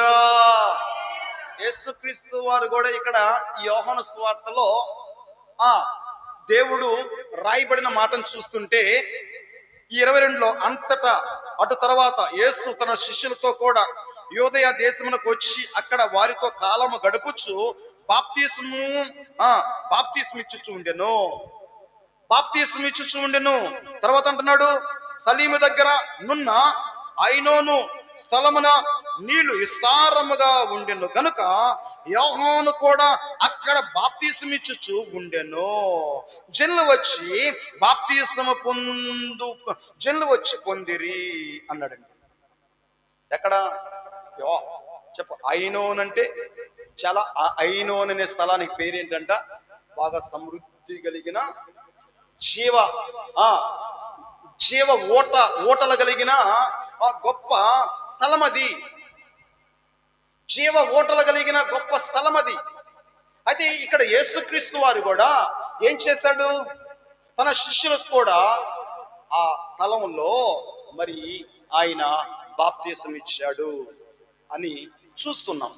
ఇక్కడ ఈ లేఖనాల్లో ఈయన ఇక్కడ ఈ వాక్యాన్ని చూస్తుంటే ఇశ్రాయేలు ప్రజలకి యోహాను చెప్తున్నాడు, ప్రకటిస్తున్నాడు. యేసుక్రీస్తు వారు ఉన్నప్పుడు కూడా వారికి బాప్తిస్మం గురించి ఆయన చెప్పాడు. లేక నీళ్ళల్లో వాళ్ళు బాప్తిస్మం తీసుకున్నారు, నీళ్ళల్లో బాప్తిస్మం తీసుకున్నారు. యేసుక్రీస్తు వారు కూడా నీళ్ళల్లో యోర్దాను నదిలోకి వెళ్ళి బాప్తిస్మం తీసుకున్న యేసుక్రీస్తు వారు తన శిష్యులు కూడా మరి యోర్దాను నదిలో బాప్తిస్మం తీసుకున్నారు. వాళ్ళు యేసుక్రీస్తు వారు కూడా తన శిష్యులకి చెప్పాలి, నీళ్ళ బాప్తిస్మం యేసుప్రభు తీసుకున్నాడు, దేవాదేవుడు తీసుకున్నాడు, ఆయనతో పాటు తన శిష్యులు కూడా తీసుకున్నారు. వారికి కూడా ప్రకటించబడింది, వారికి కూడా పాప క్షమాపణ నిమిత్తం మారుమనసు విషయమైన బాప్తిస్మం ప్రకటించబడింది. యేసుక్రీస్తు వారు వారితో కాలం గడుపుతూ ఐనోను అనే స్థలం దగ్గరికి వెళ్ళి వారు బాప్తిస్మం తీసుకున్నారు. యోహాను బాప్తిస్మం ఇస్తున్నాడని చెప్పి అక్కడ మనం చూస్తున్నాం. ఇశ్రాయేలు ప్రజలకు చెప్పాడు. అలాగే దేవుని సేవకులుగా వారు అక్కడ ఉంటున్నప్పుడు వారు కూడా ఆ బాప్తిస్మం తీసుకున్నట్లుగా మనం గమనించగలుగుతాం. దేవుని లేఖనాలు దేని స్తోత్రం, హల్లెలూయా, హల్లెలూయా, హల్లెలూయా. ఈ రీతిగా మరి దేవుని లేఖనాలు మనం గమనిస్తుంటే దేవుని లేఖనాల్లో మరి ఆనాటి కాలంలో ఉన్న భక్తులు వారితో చెప్పిన మాటలన్నీ కూడా సార్వత్రిక సంఘానికి మొట్టమొదటి అనుభవం ఏంటంటే పాప క్షమాపణ నిమిత్తము మారు మనసు విషయమైన బాప్తిస్మము మొట్టమొదటి నీ జీవితంలో ఉండాలని చెప్పి యోహాను చెప్పిన లేఖనాలను మనం చూస్తున్నాం. సార్వత్రిక సంఘానికి ఈ యొక్క మూడింతల బాప్తిస్మపు అనుభవాన్ని దేవుడు ఆ యొక్క దేవాదేవుడు చెప్తున్నాడు. అలాగనే మొట్టమొదటిగా ఈ యొక్క మూడింతల బాప్తిస్మపు అనుభవంలో యోహాను చెప్తున్న ఆ యొక్క బాప్తిస్మం ఏంటంటే పాప క్షమాపణ నిమిత్తం. ఈ రాత్రి మొట్టమొదటిగా ఈ శనివారము సార్వత్రిక సంఘానికి లేక ఒక విశ్వాసికి ఉండవలసిన మొట్టమొదటి యొక్క లక్షణము, మొట్టమొదటి యొక్క అనుభవము, నేను క్రైస్తవుడిని, నేను దేవుని బిడ్డని, దేవుని సంఘంలో నేను ఒక సభ్యురాలిని అని చెప్పుకోవటానికి మొట్టమొదటిగా మనలో ఏముండాలంటే పాప క్షమాపణ నిమిత్తము మారు మనసు విషయమైన బాప్తిస్మం అనేది నీలో ఉండాలి. ఆ పాప క్షమాపణ నిమిత్తం మారు మనసు విషయమైన బాప్తిస్మం ఉండాలని దేవుని లేఖనాలు ఈ రీతిగా సంఘానికి, సంఘంలో ఉన్న ప్రజలకి దేవదేవుడు పరిశుద్ధాత్మ దేవుడు బోధిస్తున్నాడు. అయితే ఇలా గమనిస్తుంటే యేసుక్రీస్తు వారు ఆయన సిలువేయబడి సమాధులు పెట్టబడి సమాధిని జయించి తిరిగి లేచిన యేసు ప్రభు వారు నా తండ్రి చేత వాగ్దానం చేయబడి మీ మీద పంపుచున్నాను, పట్టణము నిలిచి ఉండండి అని చెప్పిన దేవుడు ఆయన ఆరోహణమై పరమునకు ఎత్తబడ్డాడు. అయితే ఆ పరమునకు ఎత్తబడిన ఆ సమయంలో తనతో పాటున్న ఆది అపోస్తుల్లో పేతురు అనబడిన ఒక వ్యక్తి అపోస్తుల కార్యంలో ఏం చెప్తున్నాడంటే ఆ మాటను చూసి ఆ మాటను కూడా గమనిద్దాం. 2వ అధ్యాయం అపోస్తుల కార్యం 2వ అధ్యాయం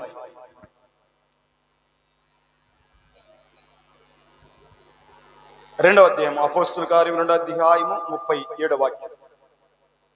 వారు ఈ మాట విని హృదయములో నొచ్చుకొని, సహోదరులారా మేమేమి చేద్దామని పేతురును కడమ అపోస్తులను అడగగా, పేతురు మీరు మారు మనసు పొంది పాప క్షమాపణ నిమిత్తము ప్రతి వాడు యేసుక్రీస్తు నామమున బాప్తిస్మం పొందుడు, అప్పుడు మీరు పరిశుద్ధాత్మ అను వరం పొందుదురు. దీనికి స్తోత్రం. ఇక్కడ పేతురు అనబడిన ఒక సేవకుడు మనం చూస్తున్నాం ఈ అపోస్తుల కార్యంలో. ఈ అపోస్తుల కార్యంలో అపోస్తున్న పౌలు సేవ ప్రారంభించాడు, సువార్తను ప్రకటిస్తున్నాడు, దేవుని రాజ్యాన్ని ప్రకటిస్తున్నాడు, దేవుని స్వార్థను ప్రకటిస్తున్నాడు. అక్కడ ప్రజలందరికీ కూడా మరి దేవుని రాజ్యంలో చేరాలంటే దేవుని రాజ్యంలో సార్వత్రిక సంఘంలో మీరు ఉండాలంటే మొట్టమొదటిగా మీ జీవితంలో ఏం జరగాలి, ఏం కావాలి? అక్కడ అపోస్తులు లేక పేతురు వాక్యం చెప్పారు. చెప్పబడ్డప్పుడు వారి హృదయంలో దేవుని వాక్యం చాలా బలంగా పనిచేసింది. వారికి ఏం కలిగిందంటే వారి మనస్సులు దేవుని వైపు తిప్పబడ్డాయి, ప్రభువు యేసు వైపు తిప్పబడ్డాయి. లోకం విడిచి ఆ లోకాన్ని విడిచి సృష్టికర్తను దేవుడు వాళ్ళ కొరకు మరణించిన, వాళ్ళ కొరకు ప్రాణం పెట్టిన ఆ యొక్క దేవుని వైపు తిప్పబడ్డప్పుడు అప్పుడు వాళ్ళ పశ్చాత్తాపం కలిగింది, పశ్చాత్తాపం పుట్టింది. వారి హృదయాల్లో ఉన్న పాపం అంతా కూడా ఒప్పుకుంటున్నప్పుడు ఆ యొక్క పేతురు చెప్తున్నాడు, మీరు చేయవలసిన మొట్టమొదటి పని ఏంటంటే, ఇక్కడ అన్నాడైనా ఏమన్నాడంటే, పేతురు మీరు మారుమనసు పొందాలి. మొదట మారుమనసు లేకుండా, పాప క్షమాపణ లేకుండా, పశ్చాత్తాపం లేకుండా, నీ జీవితంలో ఇటు అనుభవం లేకుండా, క్రైస్తవుడుగాను లేక సంఘ విశ్వాసిగాను లేక సార్వత్రిక సంఘంలో ఇటు అనుభూతి నీకు లేని తదుపరి ఆ సంఘంలో నువ్వు ఎన్ని సంవత్సరాలు ఉన్నప్పటికీ కూడా ఆ దేవుడు ఏర్పరచబడ్డ సంఘం కాదది. దేవుడు ఏర్పరచుకున్న వ్యక్తి కాదు. నువ్వు నీలో పాపం ఉండటానికి వీల్లేదు, నీ హృదయంలో లోకం ఉండటానికి వీల్లేదు, నీ హృదయంలో చీకటి ఉండటానికి వీల్లేదు.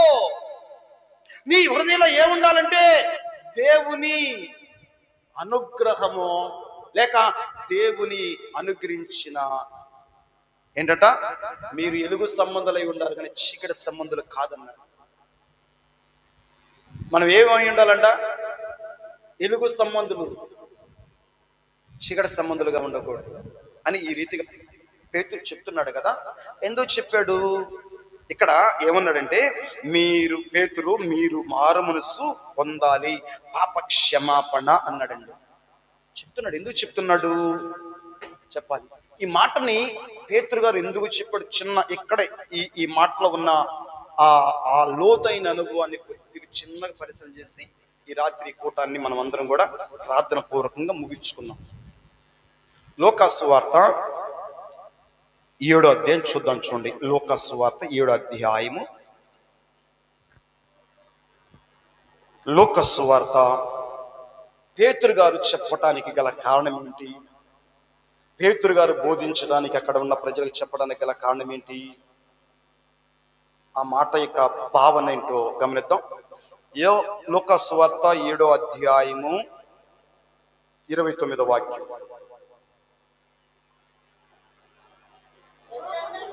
ప్రజలందరూ సుంకర్లను యోహాను బోధ విని అతడిచ్చిన బాప్తిసం పొందిన వారై దేవుడు న్యాయవంతుడిని చెప్పుకొని గాని పరిచయులను ధర్మశాస్త్రోపదేశకులను అతని చేత బాప్తిసము పొందక తమ విషయమైన దేవుని సంకల్పమును నిరాకరించి, కాబట్టి ఈ తరము మనుషులను నేను దేనితో పోల్చుదును?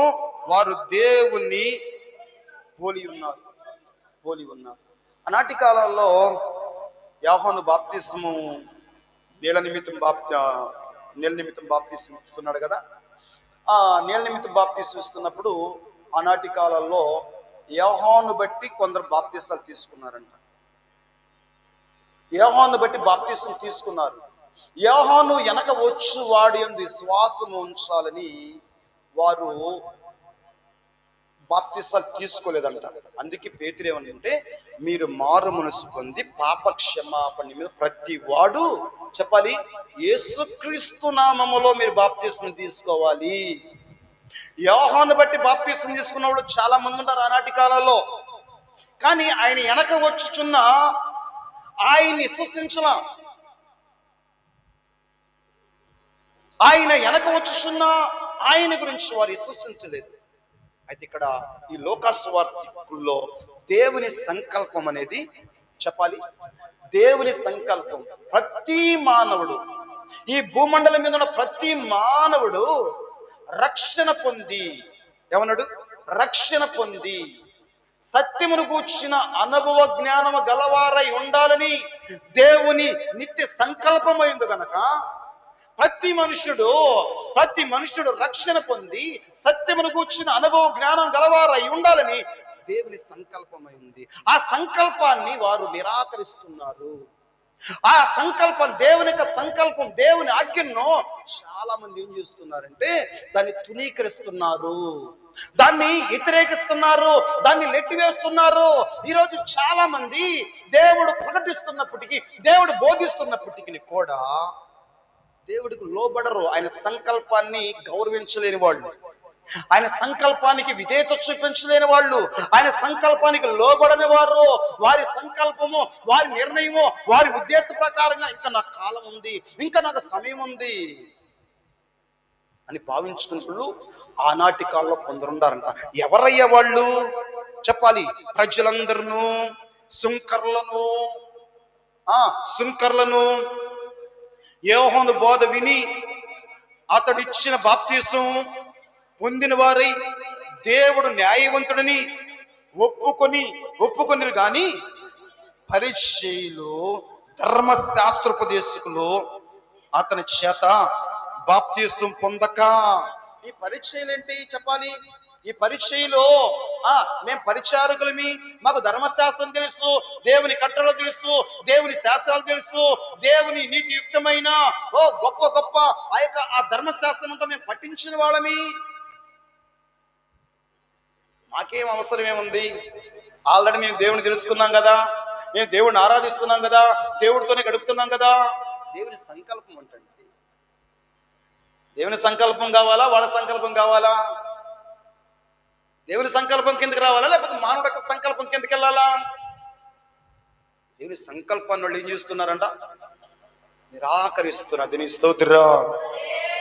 అందుకే పేతురు గారు ఏమంటాడంటే, పేతురు మీరు మారు మనసు పొంది పాప క్షమాపణ నిమిత్తము ప్రతి వాడు కూడా ఏం చేయాలంట? బాప్తీసము పొందండి. దేనికి స్తోత్రం. హల్లెలూయా. అప్పుడు మీకు ఏం జరిగిద్దంట? పరిశుద్ధాత్మ చెప్పాలి, పరిశుద్ధాత్మ వరము పొందుదురు. దేనికి స్తోత్రం. ఇక్కడ పేతురు మీరు మారుమనసు పొంది పాప క్షమాపణ నిమిత్తం ప్రతివాడు యేసుక్రీస్తు నామమున బాప్తీసం పొందుడి, అప్పుడు మీరు పరిశుద్ధాత్మ అను వరము పొందుడు. ఏ వరం ఇది అంటే? పరిశుద్ధాత్మ మీరు పాప క్షమాపణ నిమిత్తము మారు మనసు విషయమైన బాప్తీసం పొందండి, యేసుక్రీస్తు వారికి నమ్మడి మీకు పరిశుద్ధాత్మ అనే వరము మీకు అనుగ్రహించబడునని పేతురు గారు చెప్తున్నాడు. ఇప్పుడు మారు మనసు పొంది పాప క్షమాపణ నిమిత్తం మారు మనసు పొందా, పాప క్షమాపణ దేవుని దగ్గర పొందుకున్నాం. ఇప్పుడు పరిశుద్ధాత్మ వరం అంటది. పరిశుద్ధాత్మ వరము మనలో పరిశుద్ధాత్ముడు లేక పరిశుద్ధాత్మ వరమునంట దేవుడు మనకు ఒక గొప్ప వరాన్ని ఇస్తాడంట. మన జీవితానికి మనలో ఒక గొప్ప వరం. ఏ వరము? ఎలాంటి వరము? పరిశుద్ధాత్మ. ఎవరైతే మారు మనసు పొంది పాప క్షమాపణ నిమిత్తం అంటే నిజంగా మారు మనసు పొంది దేవుడు బోధించినట్లుగా, దేవుడు ప్రకటించినట్లుగా, దేవుడు తెలియపరచబడినట్లుగా ఒక నిజమైన పశ్చాత్తాపం కలిగి నిజమైన మారు మనసు పొంది ఏంటి?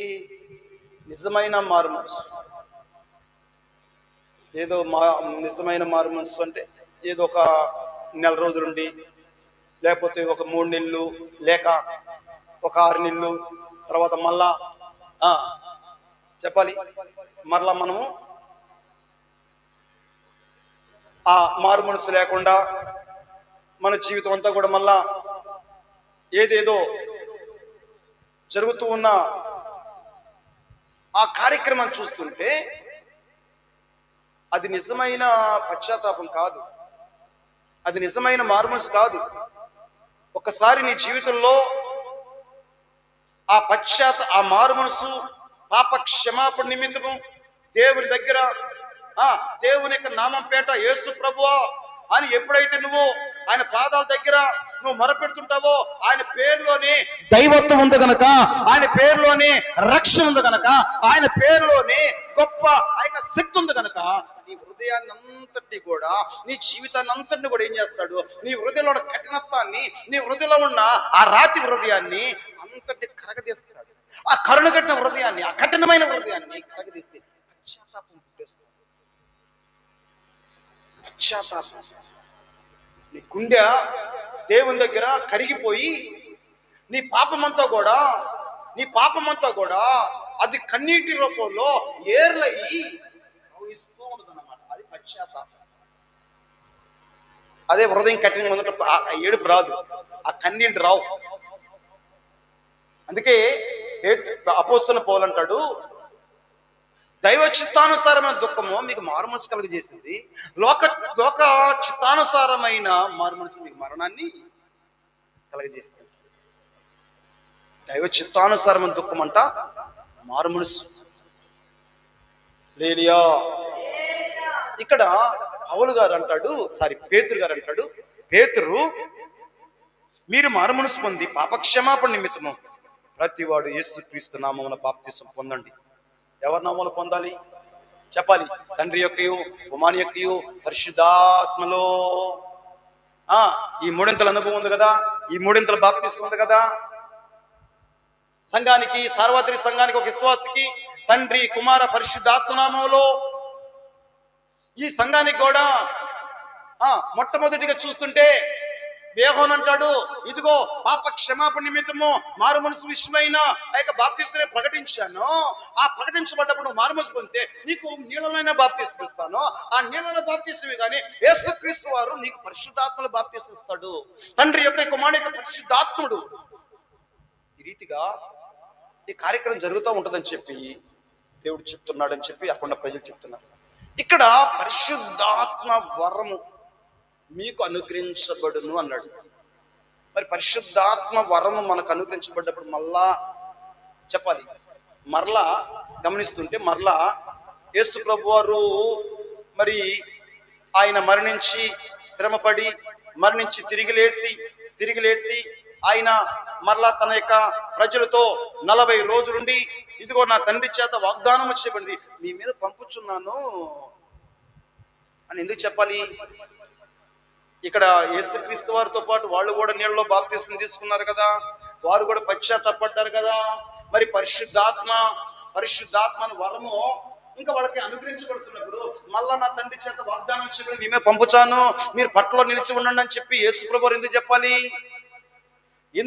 ఆయన ఆల్రెడీ పరిశుద్ధాత్మ వరము, పరిశుద్ధాత్మ అభిషేకము మీకు అనుగ్రహించబడింది కదా. మీరు బాప్తిసం తీసుకోగానే మీరు పశ్చాత్తపడి ఆ యొక్క నీళ్ళలోకి, యోర్దాను నదిలోకి వెళ్ళి బాప్తిసం పరిశుద్ధాత్మ చేత మీరు అభిషేకించబడ్డారు. మరి ఇంకా ఎందుకు మీరు నా తండ్రి చేత వాగ్దానం చేయబడి మీ మీద పంపుచున్న పట్టణంలో నిలిచుండని చెప్పి ఆ యొక్క దేవుడు చెప్పటము. ఆ అపోస్తలులందరూ కూడా పెంతెకొస్తు పండుగ దినమున వారందరూ కూడా ఆ మేడగదిలోకి వెళ్ళి 10 రోజులు అక్కడ వారి గృహాలు, వారి యొక్క సౌఖ్యాన్ని, వారి యొక్క సంతోషాన్ని, వారి యొక్క కలిగిన సమస్తాన్ని విడిచి 10 రోజులు ఆ మేడగదిలో ఎందుకు ఉండాల్సి వస్తుంది?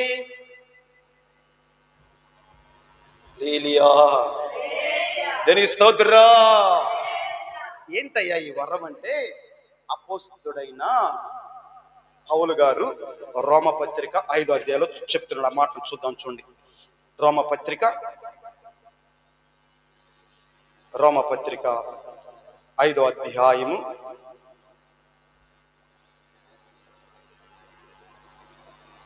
15వ వాక్యం చదువుదాం. రోమపత్రిక మరణము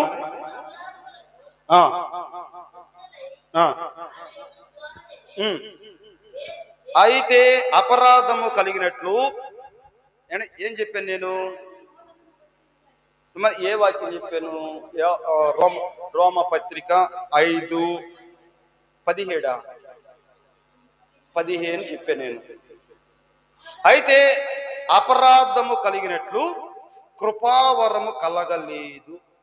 చూడండి, అది అయితే అపరాధము కలిగినట్లు కృపావరము కలగలేదు.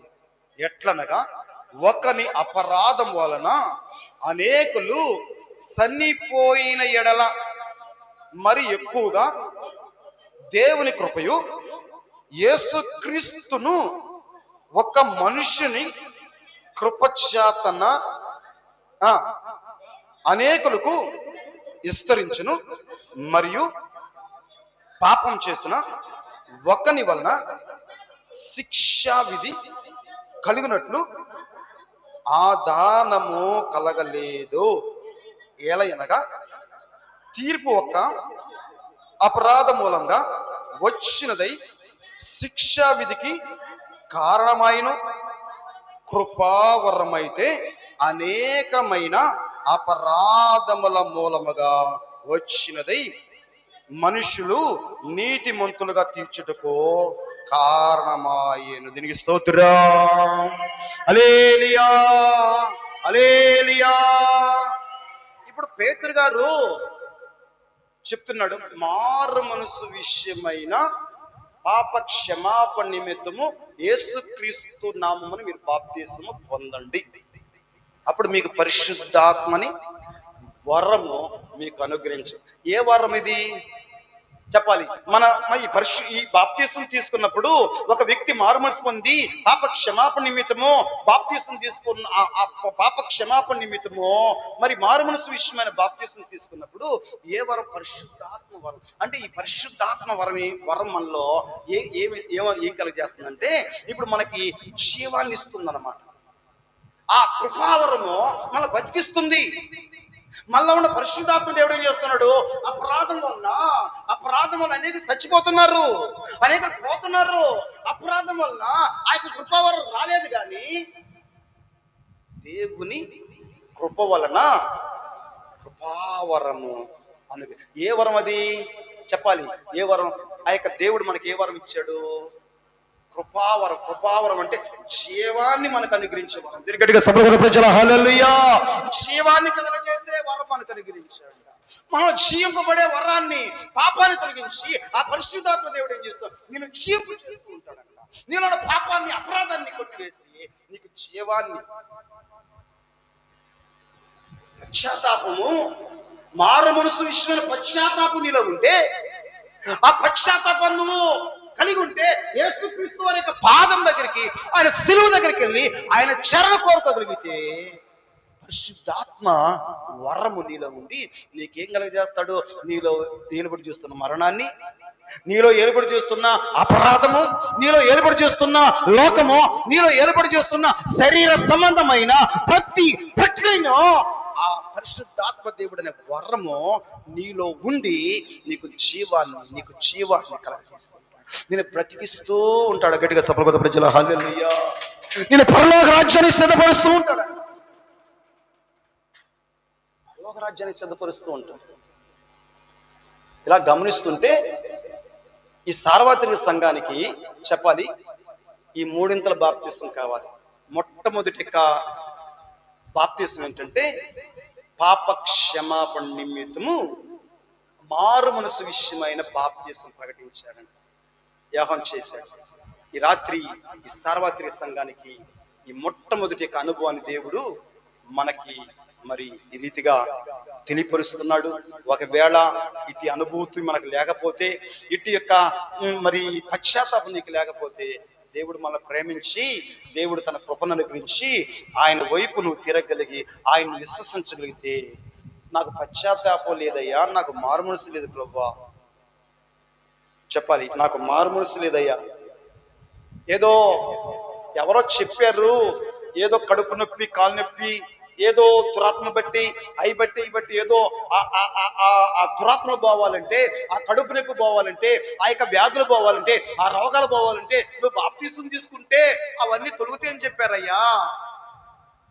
అందుకే నాకు తెలియక బాప్తిసం తీసుకున్నాను ప్రభువా, నాకు మారు మనసు లేదయ్యా, పశ్చాత్తాపం లేదు ప్రభువా, ఇట్టి యొక్క అనుభూతి నాకు లేదయ్యా అని నేను దేవుని సన్నిధిలో ఈ సత్యాన్ని గ్రహించగలిగితే దేవుడు మనకి జీవాన్ని అనుగ్రహిస్తాడంట, మళ్ళా ఉన్న అపరాధం తొలగిస్తాడంట, మనలో ఉన్న పాపాన్ని తొలగిస్తాడంట.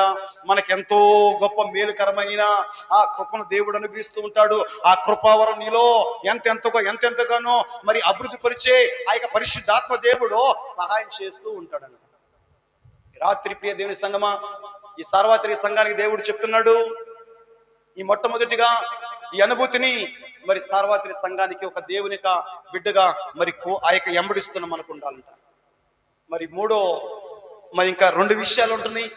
అక్కడ నీటి నుండి మరి యోర్దాను నదిలో బాప్తీసం తీసుకోవటం, తర్వాత యేసుక్రీస్తులో పరిశుద్ధాత్మలో బాప్తీసం తీసుకునే అనుభవం. ఒక్కొక్క అనుభవం గురించి దేవుడు సంఘానికి మరి ఈ రీతిగా బోధిస్తున్నాడు. ఈ రాత్రి మరి ఇక మొట్టమొదటి అనుభవాన్ని దేవుడు మనకు అనుగ్రహించి మనందరికీ బయలుపరచబడిన ఆ దేవుని సల్ల ప్రార్థన చేసుకుందాం. ప్రైజ్లా, హల్లెలూయా, స్తోత్రం స్తోత్రం స్తోత్రం స్తోత్రం. చేతుల పైకెద్దాం, ప్రార్థన చేద్దాం. స్తోత్రం స్తోత్రం స్తోత్రం తండ్రి, పరిశుద్ధుడా, జీవాధిపతి, మీ స్తోత్రాలయ్యా. సర్వ కృపానది నీకు స్తోత్రాలు ప్రభువా.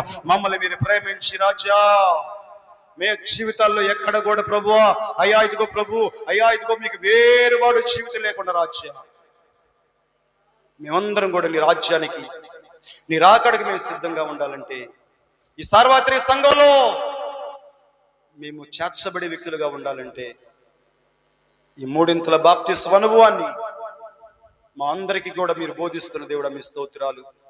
అవునయ్యా, ఈ రోజు ఈ రాత్రి ఈ మొట్టమొదటి అనుభవం అయ్యా ఇదిగో మారు మనస్సు పొంది పాప క్షమాపణ నిమిత్తము ప్రతి వాడు యేసు క్రీస్తు నామమున బాప్తిసం పొందమని చెప్తున్నాడు. అయ్యా ఈ మొట్టమొదటి అనుభవంలో మాతో ఉండి మాట్లాడిన దేవుడు మీ స్తోత్రాలు. ఇక జరగనయున్న దినాల్లో ఇంకా 2 అనుభవాల గురించి పరిశుద్ధాత్మ దేవుడా మా అందరితో మాట్లాడటానికి మేమందరం కూడా తెలుసుకొని అయ్యా ఇదిగో నీ కృపలో మేము జీవించడానికి అటు కృపను అనుగ్రహించి ఈ రాత్రి మమ్మల్ని అందరినీ కూడా ప్రభువా మీరు నీ వాక్యం ద్వారా మమ్మల్ని దర్శించి, నీ వాక్యం ద్వారా మా జీవితాన్ని సరిచేసి, నీ వాక్యం ద్వారా మమ్మల్ని ఎంతో హెచ్చరించిన ఆయన, నీ వాక్యం ద్వారా ఎంతో మమ్మల్ని అయ్యా ఇదిగో ప్రభువా మా హృదయాన్ని ప్రభువా కదిలించిన దేవుడు మీ స్తోత్రాలు. మాలో నామకార్థపు జీవితం, పారుమాటి జీవితాన్ని తొలగించి ఈ రాత్రి మాతో మీరుండి మా అందరికినైనా ఒక నిజమైన మారు మనసు, ఈ 3 బాప్తిస్మ అనుభవాన్ని సార్వత్రిక సంఘానికి మీరు కలగజేసి నీ రాకడకు ప్రభువా సిద్ధపరుస్తున్న దేవుడా మీకు స్తోత్రాలు చెల్లిస్తూ యేసు పరిశుద్ధ నామములో అడిగి వేడుకుంటున్నాము తండ్రి. ఆమేన్. స్తోత్రం, హల్లెలూయా, దేనికి స్తోత్రం.